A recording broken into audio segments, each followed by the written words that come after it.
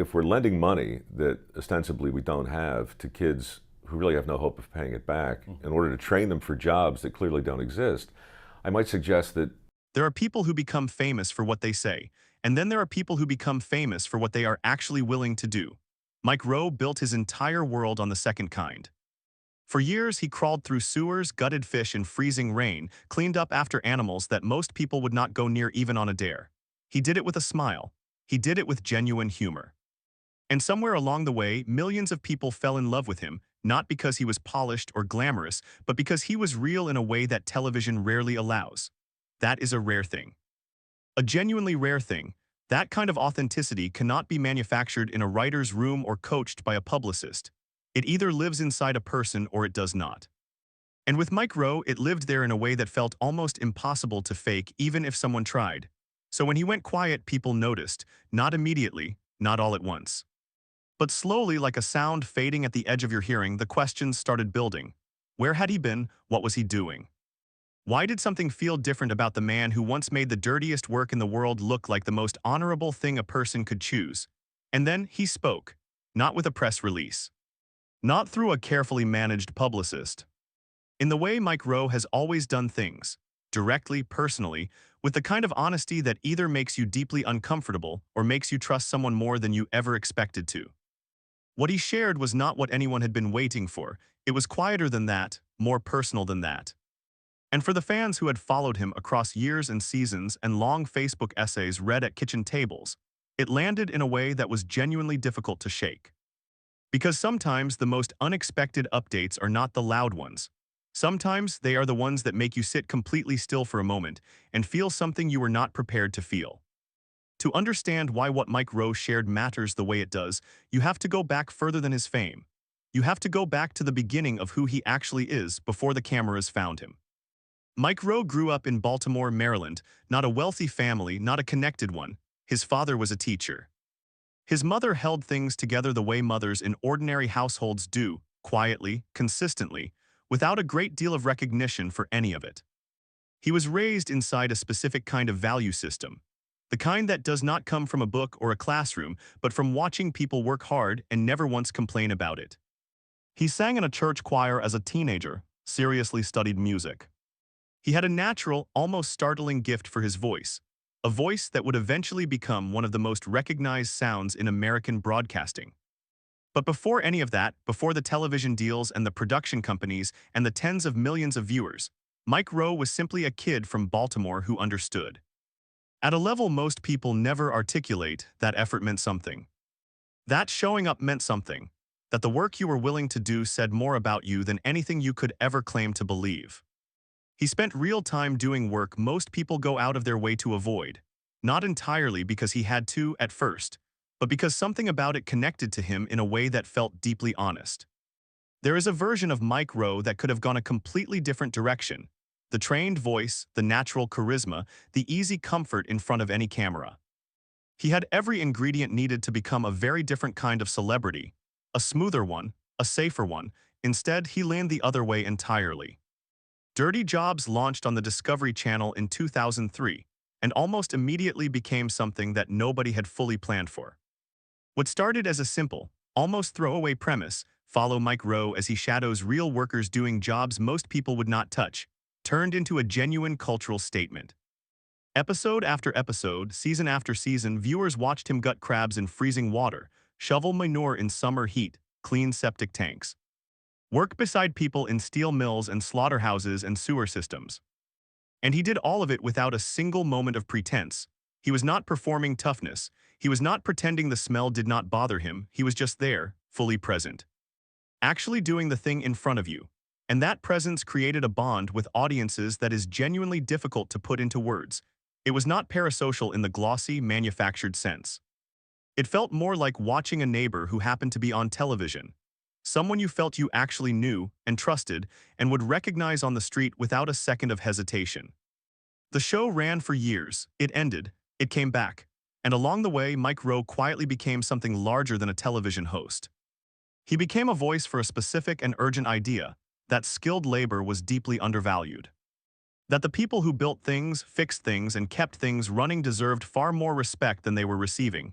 He started a foundation. He distributed scholarships. He fought publicly and passionately for trade education at a time when the entire cultural conversation was aggressively pushing every young person toward a four-year college degree, as though any other path was somehow less. He was consistent, he was clear, he was present, which is precisely why when things shifted, the people who had been following him felt it. For a long time, Mike Rowe operated at a steady and familiar rhythm. Television commitments, public speaking engagements, his foundation work ongoing and serious. Occasional media appearances where he held his positions without flinching, even when holding them was not particularly comfortable or popular. He was never someone who chased trends. He never tried to reinvent himself to match whatever the cultural moment was demanding. There was a steadiness to him that felt almost old-fashioned in the most genuinely reassuring sense of that word. His social media presence reflected exactly that. He wrote in long form at a time when almost everyone else was posting short, fast clips designed to be forgotten in seconds. He told full stories when every algorithm was rewarding the quickest possible reaction. He engaged with commenters as though each one was a real person sitting across a table from him, because to him, that is exactly what they were. Fans who had followed him for years noticed that consistency. They returned for it again and again. Dirty Jobs had ended its original run, but Mike Rowe had not disappeared. He moved into narration work. His voice became the kind of thing you heard in commercials, in documentary films, in trailers, that low, warm, certain sound that made whatever it touched feel more trustworthy simply by being attached to it. He hosted Somebody's Gotta Do It on CNN. He worked on 6 Degrees for the Science Channel. He stayed busy in ways that felt purposeful and considered rather than restless or desperate. His MicroWorks Foundation kept running, distributing scholarships to people pursuing skilled trades. The numbers involved were not symbolic. Millions of dollars moved through that organization toward people who were being actively discouraged by guidance counselors, by popular culture, by the sheer weight of social expectation, from pursuing careers as electricians or welders or plumbers. Careers that the world depended on completely and rewarded so rarely. Mike Rowe pushed back against that narrative constantly and without apology. In interviews, in long essays, in Facebook posts that ran to several hundred words, and somehow held people's attention all the way through the final sentence. He had a particular gift for making an argument feel like a conversation, for making a strong position feel like an open invitation rather than a closed lecture. That quality made him genuinely beloved in spaces that disagreed sharply with each other about almost everything else. He was not easy to place politically. He resisted being claimed by any one side with a kind of deliberate, patient firmness that frustrated people who wanted him to be simpler than he was. And through all of it, the audience stayed. Not because of spectacle, because of trust, because of the deep accumulated sense that this particular person was not going to perform for you, was not going to tell you what you wanted to hear simply to keep you comfortable and scrolling. That foundation, built slowly and carefully over 2 decades, is what made what he eventually shared land with the weight that it did. It started with small things, the way these kinds of shifts almost always do, posts that carried a slightly different texture, appearances that felt more reflective than promotional. The kind of pauses in a public career that are not quite absences, but suggest someone is quietly processing something private even while continuing to show up professionally. People who follow public figures closely develop a real sensitivity to this. They learn the baseline, the normal rhythm of tone and cadence and presence, and when something shifts from that baseline, even subtly, they feel it before they can name it. Mike Rowe's baseline had always been warm and deeply grounded, engaged, slightly irreverent but never unkind. He made hard arguments with a careful lightness. He wrote about serious things without ever becoming heavy-handed about them. But then there were moments when the weight began to show through more clearly than before. When the lightness carried something underneath it that was harder to ignore, he wrote about his parents, about watching people age, about the specific kind of love that grows from a long life built alongside someone, and the specific kind of grief that begins long before any final loss, the grief that arrives when a life begins to change in ways you love someone too much to stop. He handled it in his usual way, with honesty and measured humor and the kind of dignity that comes from not over-explaining what you feel. But the emotion was there, more visible than it had ever been before. His father, John Rowe, had been a quiet but central figure in the stories Mike told over the years, not in a sentimental or constructed way. In the way that real parental influence shows up in how a person actually moves through the world, in the values they carry without being asked to, the work ethic they demonstrate without announcing it, the way they treat people who cannot do anything for them. John Rowe's presence was felt deeply in who his son had become. His mother, Peggy Rowe, had in her own right become something of a public figure over time. She wrote books. She appeared with warmth and humor on her son's platforms. There was a genuine, unforced ease to the family dynamic that came through whenever it surfaced, and people responded to it with real affection. But aging does not ask permission, and it is not kind. Mike Rowe began sharing more about the reality of watching his parents move through that stage of life. Not dramatically, not in the way that performs worry for an audience's sympathy, but with the kind of careful transparency that comes from someone who has always believed, at a fundamental level, that honesty serves people far better than any polished performance ever could. His audience responded, not with the excitable energy of celebrity news, but with the quiet, immediate recognition of shared human experience.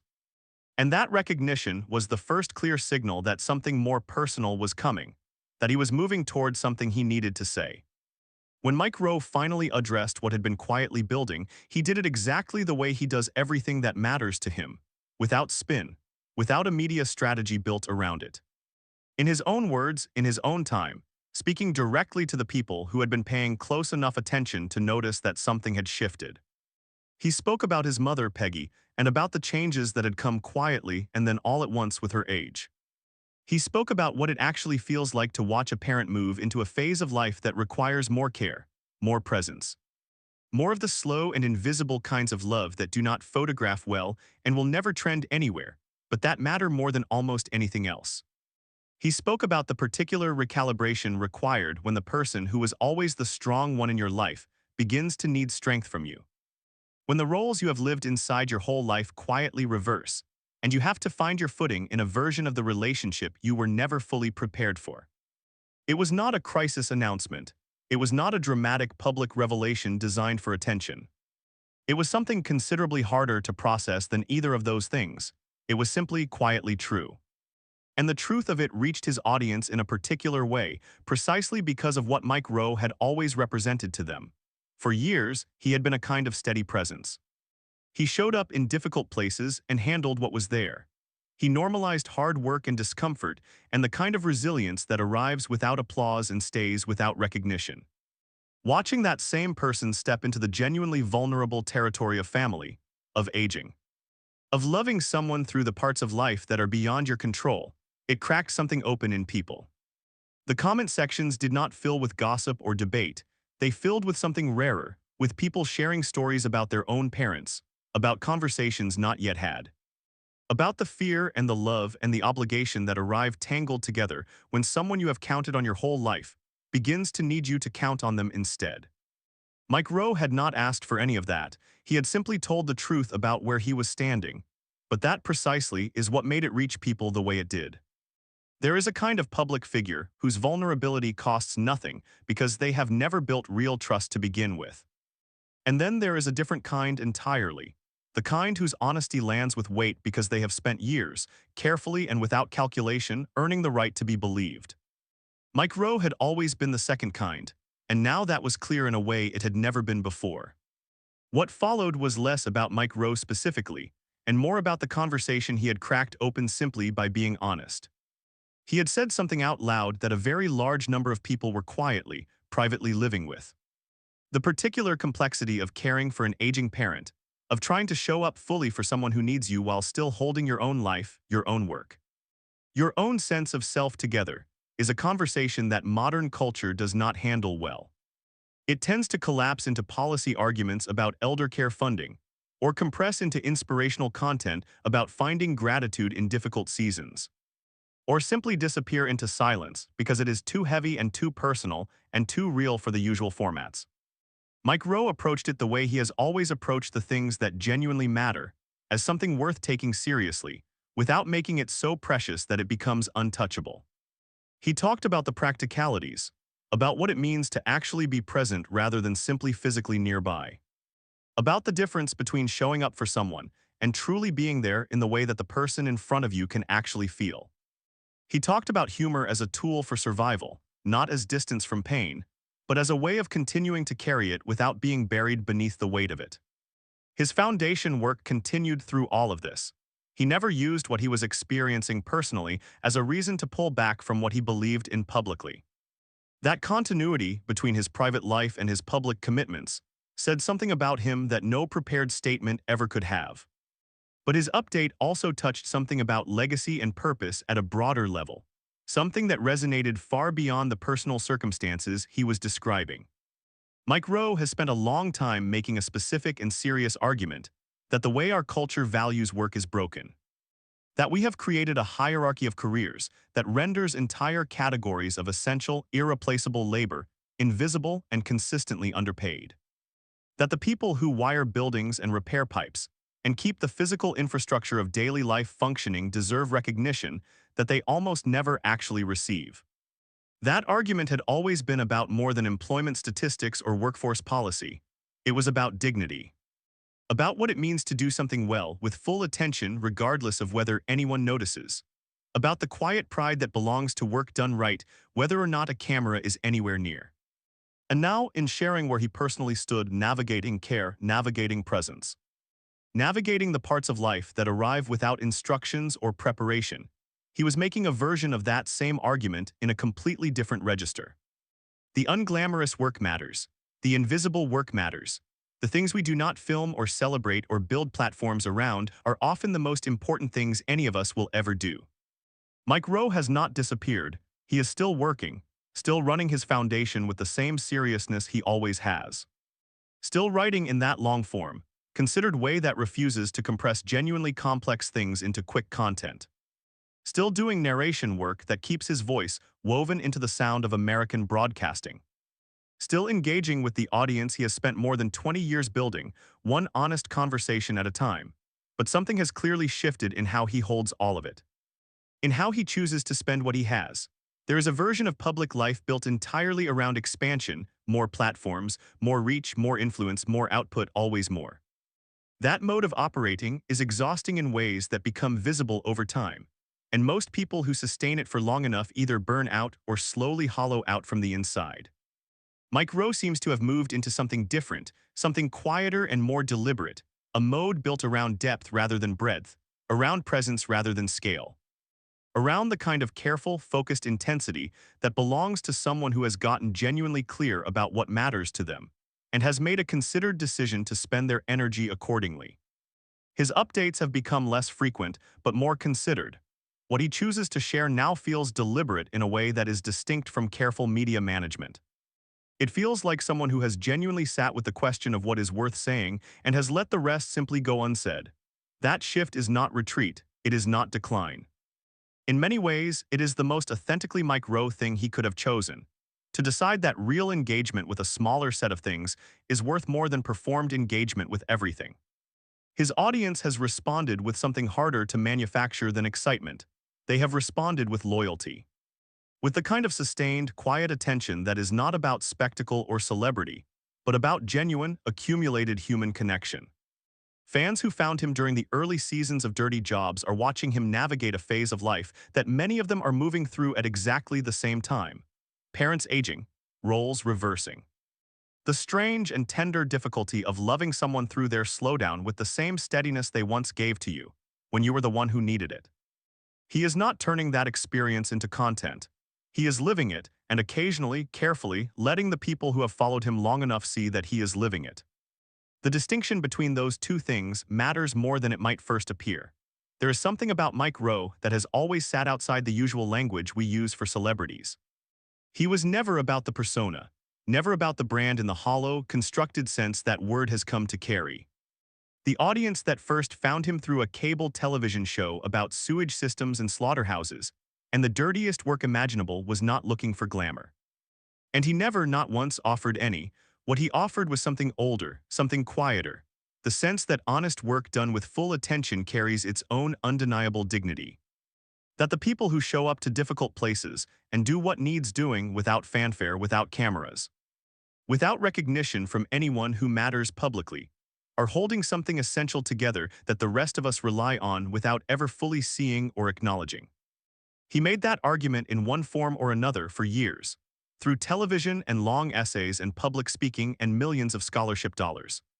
He made it clearly enough and consistently enough that it reached people who had never once thought about it and left them thinking about it in ways that did not go away. And now, through a different kind of honesty, through a different kind of sharing, he is making a quieter but deeply related argument. That presence matters. That being there, truly being there in the difficult and unglamorous and unfilmed parts, is the most important work any of us will ever do. Not because it gets recognized.